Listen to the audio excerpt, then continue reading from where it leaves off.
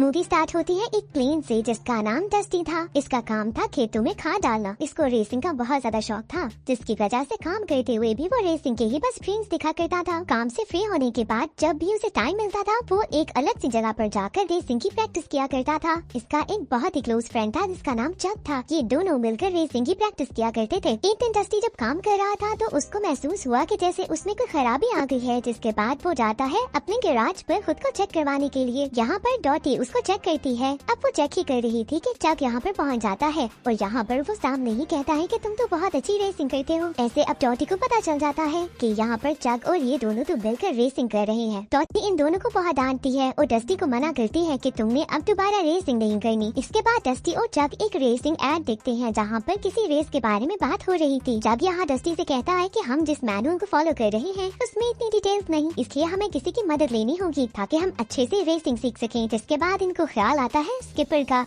जो कि एक रिटायर्ड प्लेन था। ये दोनों स्किपर के पास आते हैं और उससे रिक्वेस्ट करते हैं कि अगर वो इनको रेसिंग के बारे में सिखा दे, बट स्किपर तो साफ साफ इनकार करता है। डस्टी उससे फिर से रिक्वेस्ट करता है बट स्किपर फिर भी नहीं सुनता। इसके बाद ये दोनों यहाँ से चले जाते हैं। डस्टी नेक्स्ट डे उस रेस में पार्टिसिपेट करने के लिए पहुँच जाता है। वहाँ पर तो लास्ट 3 इयर्स का विनर रिप स्लिंगर भी था, जो कि प्रोबेबली इस बार भी जीतने वाला था। बहुत सारे लोग पार्टिसिपेट करने के लिए यहाँ पर पहुँच चुके थे। टॉप 5 वाले ही वो थे जिनको अब सिलेक्ट करना था। अब ये रेस स्टार्ट होती है और एक एक करके सब उड़ने लगते हैं। डस्टी जब स्टार्ट करता है तो हर कोई उसका बहुत मजाक उड़ाता है, बट फिर भी वो हार नहीं मानता और उड़ने लगता है। बहुत सारी मेहनत के बाद भी डस्टी यहाँ पर 6 नंबर पर पहुँचता है, जिसकी वजह से वो अब कंपटीशन में पार्ट नहीं ले पाता। डस्टी बहुत ज्यादा दुखी होता है और फिर से अपने काम पर आ जाता है। यहाँ पर हम देखते हैं कि स्किपर अब भी उस पर नजर रखे हुए था। अब एक दिन उसे अनाउंसमेंट मिलती है कि एक ऐसा पार्टिसिपेंट था जिसके अंदर हमें इलीगल फ्यूल मिला है, तो अब तुम क्वालिफाई कर गए हो। ये बात सुनकर तो डस्टी पागल हो जाता है खुशी से, क्योंकि उसका फाइनली ड्रीम अब पूरा होने वाला था। जब भी यहाँ पहुँच जाता है और ये दोनों बहुत खुश होते हैं। इसके बाद हम देखते हैं कि डस्टी कैसे रेस का मैप देख रहा था कि उसे कहां से कहां तक जाना होगा। यहाँ पर स्किपर पहुंचता है और फिर से डस्टी को मना करता है कि तुम्हें रेस में पार्ट नहीं लेना, ना तो तुम्हें उड़ना आता है और ना ही तुम्हारी कोई स्पीड है। ये दोनों बातें कर ही रहे थे,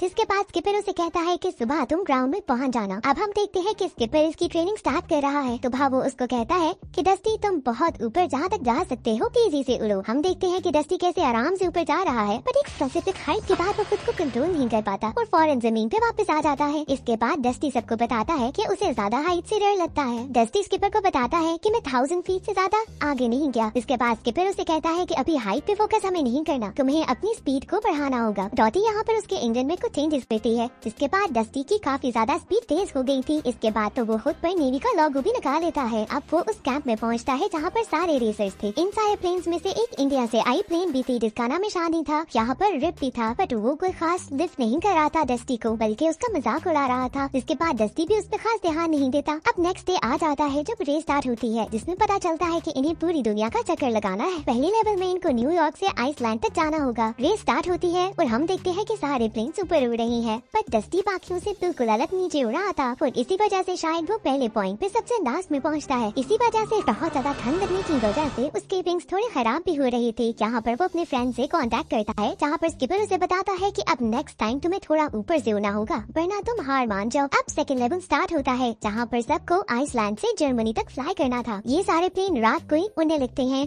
हम देखते हैं कि रेस के बीच में ही एक प्लेन जिसका नाम बुलडॉग था, उसमें कुछ खराबी आ जाती है। डस्टी उसकी मदद करता है लैंड करने में। यहाँ पर इसी वजह से वो काफी पीछे रह जाता है और फिर से लास्ट आता है, बट बुलडॉग उसको बहुत ज्यादा थैंक यू बोलता है। यहाँ पर डस्टी अपने एक फैन से भी मिलता है। वो फैन डस्टी को बताता है कि अगर तुम अपने पाइप्स निकाल दो तो तुम्हारी फ्लाइट बहुत अच्छी हो जाएगी। जिसके बाद डस्टी बिल्कुल ऐसा ही करता है और उसकी फ्लाइट बहुत बेहतर हो जाती है। अब रेस का थर्ड लेवल स्टार्ट होता है, जहाँ पर इनको जर्मनी से इंडिया जाना था। रेस स्टार्ट होती है और हम देखते हैं कि कुछ प्लेन्स में खराबी आने की वजह से वो आहिस्ता आहिस्ता से नीचे लैंड कर रही हैं और इसी वजह से डस्टी सबसे आगे निकलकर इंडिया में सबसे पहले पहुंचता है। अब हर न्यूज चैनल के ऊपर तो सिर्फ डस्टी का ही जिक्र हो रहा था और इस सब से रिप को बहुत गुस्सा आता है कि इतनी ज्यादा फेमस ही कैसे हो रहा है। दूसरी तरफ हम देखते हैं कि स्किपर ट्राई करता है कि वो भी उड़े, बट वो पुराना होने की वजह से उड़ नहीं पाता। रिप भी प्लान करता है कि किसी तरीके से डस्टी को हरा दे। दूसरी तरफ जब छोटे छोटे से प्लेन्स बनाता है टॉयज की तरह के और उनको सेल कर रहा था क्योंकि डस्टी इतना फेमस हो गया था। ईशानी डस्टी को कांग्रेचुलेट करती है और उसे बताती है कि हम इंडिया में हैं तो हमें ताजमहल देखना चाहिए। ये दोनों मिलकर ताजमहल देखने के लिए जाते हैं जहाँ पर डस्टी सब कुछ देखकर बहुत ज्यादा खुश होता है। यहाँ पर अब इनका नेक्स्ट लेवल था इंडिया से नेपाल जाने का। यहाँ पर ईशानी उसे बताती है कि वहाँ पर बहुत ज्यादा बड़े बड़े से पहाड़ हैं, तुम्हें हाइट से डर लगता है तो तुम वहाँ टनल से भी गुजर सकते हो। अब ऐसे ही रेस स्टार्ट हो जाती है और डस्टी जब नेपाल तक पहुँचता है तो देखता है कि वहाँ के पहाड़ तो बहुत ही ज्यादा बड़े हैं जिनकी हाइट से ऑब्वियसली उसे बहुत डर लग रहा था। इसके बाद उसे ईशानी का वही आइडिया याद आता है और वो टनल के थ्रू ही जाना पसंद करता है। पर टनल में जैसे ही वो जाता है तो देखता है कि वो तो बहुत ही ज्यादा नैरो है। उसके विंग साथ की वॉल से टकरा रहे थे और थोड़े ही दूर आगे उसे एक ट्रेन आती दिखाई देती है। वो ट्रेन जैसे ही डस्टी को देखती है तो ब्रेक लगाती है और बहुत ही मुश्किलों से डस्टी उस टनल से बचकर बाहर निकलता है। ऐसे ही डस्टी नेपाल पॉइंट तक पहुंच जाता है। वहां पर पहुंचकर उसे पता चलता है कि वो फर्स्ट आया है और अभी कोई भी दूर दूर तक पहुंच नहीं पाया। यहाँ पर जब बाकी सारे प्लेन्स पहुंचते हैं तो वो हैरान रह जाते हैं कि डस्टी कैसे उस टनल से निकल आया है। इसके बाद डस्टी जाता है ईशानी के पास और उसे कहता है कि तुमने मुझे एक गलत आइडिया दिया था और मैं बहुत मुश्किलों से वहाँ से बचा हूँ। जिसके बाद उसे पता चलता है कि ये तो रिप का सारा प्लान था। ये सारी बात डस्टी को बहुत अपसेट कर देती है। इसके बाद नेक्स्ट लेवल स्टार्ट होता है जहाँ पर इन्हें नेपाल से चाइना जाना था। हर जगह पर डस्टी बहुत ही ज्यादा फेमस हो गया था। वो चाइना भी सबसे पहले पहुँचता है। जहाँ पर उतरते साथ ही वो स्किपर से बात करता है। स्किपर उसे बताता है कि तुम्हें पैसिफिक ओशन के ऊपर से गुजरना होगा और वहाँ पर तूफान भी हो सकता है। इसके बाद का लेवल सबसे लंबा था जहाँ पर इनको चाइना से मैक्सिको जाना था। हर जगह पर डस्टी की वीडियोस वायरल हो रही थी। वो बहुत ज्यादा फेमस होने लगा था। अब इनका सफर स्टार्ट होता है और एक और प्लेन रिप के कहने के ऊपर डस्टी का एंटीना तोड़ देता है। जिसके बाद डस्टी को कोई भी डायरेक्शन समझ नहीं आ रही थी। वो बिल्कुल यहाँ पर गुम हो गया था और हम देखते हैं कि उसका फ्यूल भी अब खत्म होने वाला है। डस्टी बहुत ज्यादा परेशान हो रहा था। पर यहाँ पर दो फाइटर प्लेन्स आते हैं जो कि डस्टी की प्रॉब्लम देखकर उसे कहते हैं कि हमारे साथ हमारी शिप पर चलो, जो कि आर्मी की थी। यहाँ पर जब डस्टी लैंड करता है तो वहाँ पर एक वॉल देखता है जिसपे बहुत सारे फाइटर प्लेन्स की पिक्चर्स लगी थी। यहाँ पर तो वो स्किपर का नाम ढूंढने लगता है। वहाँ पर उसे पता चलता है कि स्किपर के नाम के नीचे सिर्फ एक मिशन लिखा है। जिसके बाद वो स्किपर से बात करता है और कहता है कि तुमने तो कहा था कि तुमने बहुत सारे मिशन किए हैं पर यहाँ पर तो सिर्फ एक ही लिखा है। स्किपर इस बात से एग्री करता है और बताता है कि हाँ, मैं सिर्फ एक ही मिशन पर गया था। इसके बाद शिप का कैप्टन आकर डस्टी से कहता है कि एक बहुत ही तेज तूफान आने वाला है तो तुम्हें उससे पहले ही फ्लाई करना होगा। इसके बाद बाकी सारे प्लेन्स उस शिप की मदद करते हैं डस्टी को एक बहुत ही अच्छा लॉन्च देने में। जिसके बाद उसकी स्पीड काफी अच्छी होती है और वो बहुत तेजी से आगे बढ़ता है। दूसरी तरफ हम देखते हैं कि रिप सबके सामने अच्छा बनने के लिए मीडिया में डस्टी की बहुत ज्यादा तारीफ कर रहा था